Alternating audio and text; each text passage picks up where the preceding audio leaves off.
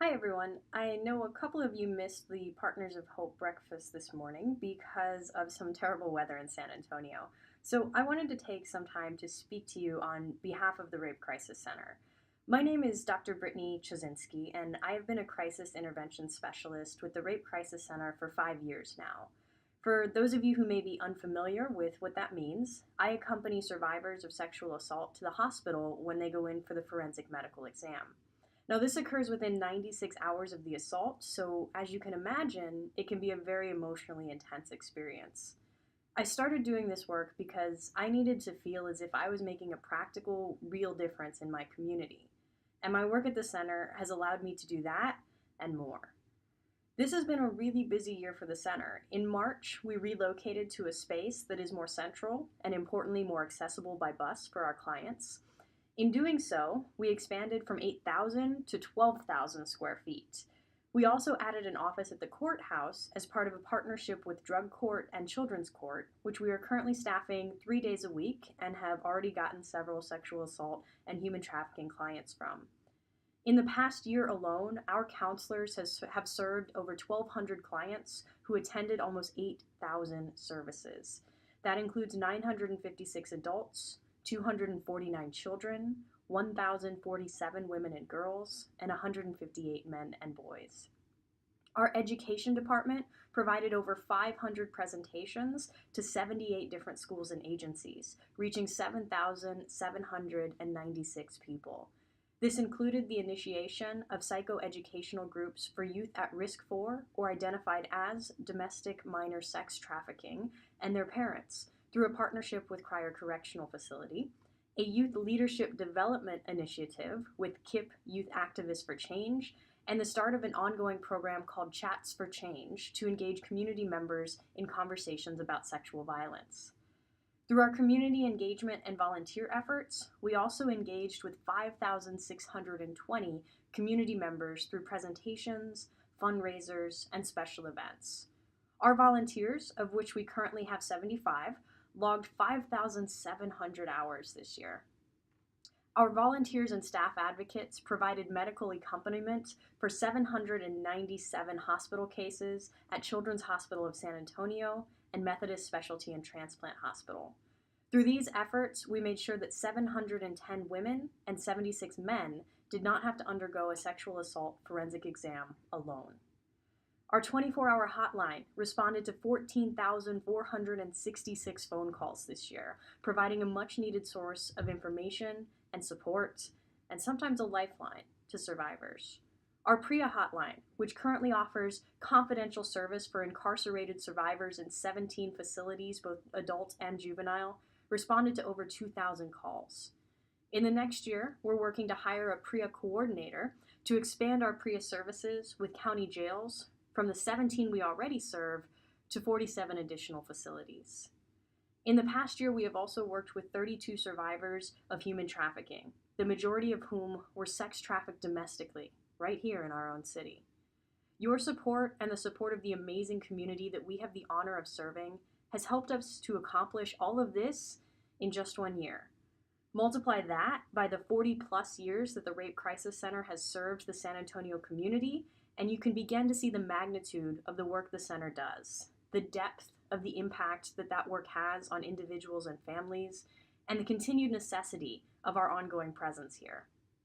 Now, those are the numbers, and while numbers are important, I want to talk with you for a moment about the deeper meaning and necessity of this work. The past 2 months in America have been a moment of reckoning in terms of our response as a culture to report of sexual violence and harassment. In October, Alyssa Milano started an avalanche of men and women coming forward with experiences of sexual harassment and assault when she resurfaced the hashtag #MeToo, created by activist Tarana Burke over a decade ago. In the 24 hours that followed Milano's tweet, the phrase was tweeted more than 500,000 times and used by more than 4.7 million people in over 12 million Facebook posts.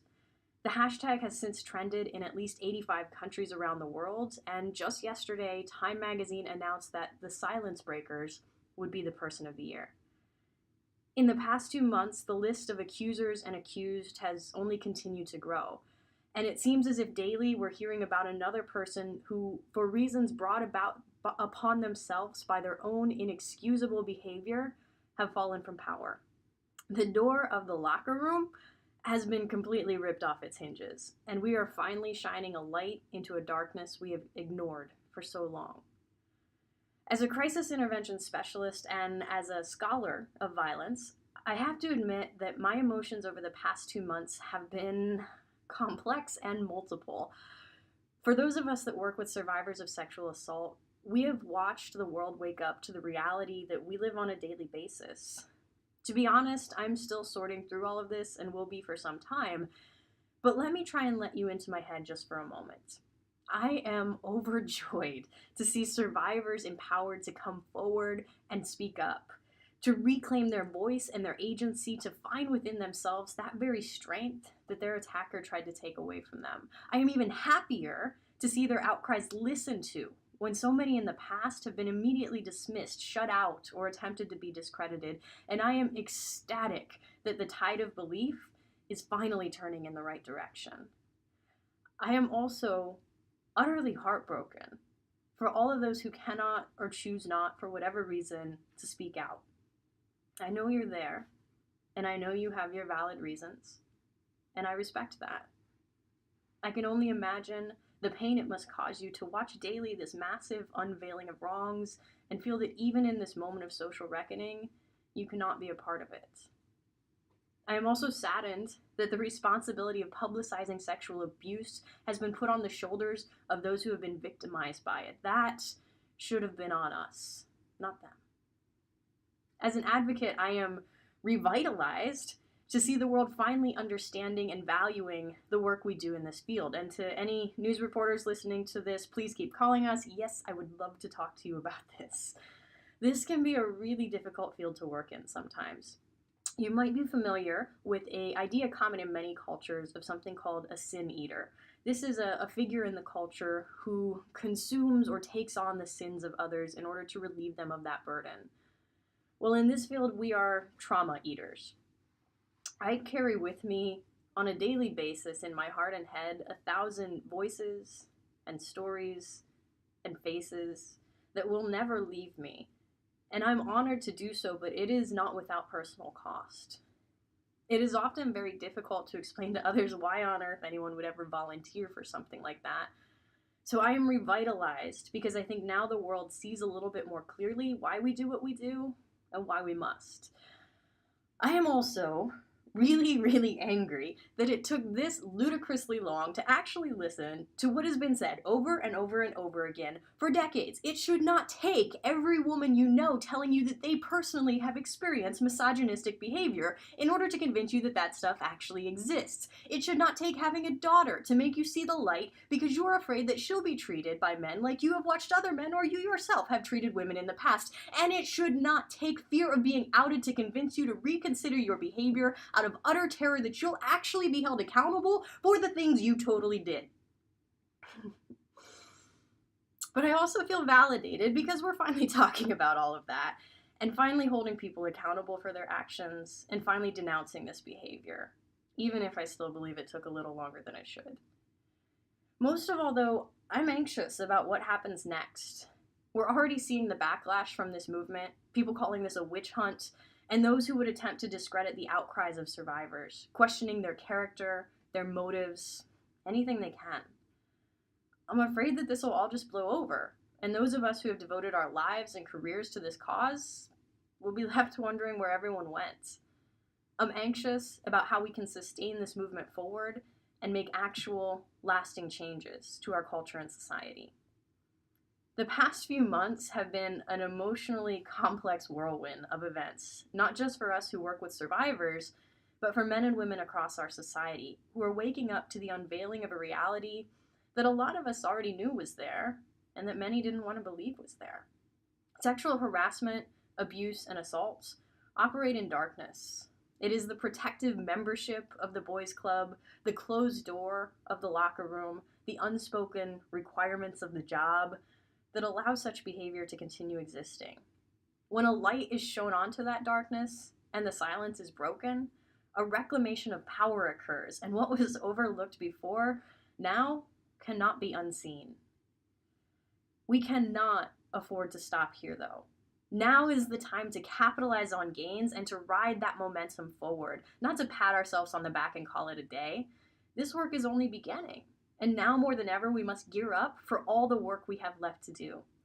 Light dispels darkness, but it must be sustained against constant encroachment. I started out by telling you about all of the amazing work that the center has accomplished this past year, but what I want to leave you with is all of the work we have left to do, all of the work we want to do, and all of the work we need your support to do. I get asked a lot why I would ever want to work on a topic that's so depressing, and I don't know that I have a good answer for that yet, but I can tell you that this work is anything but depressing.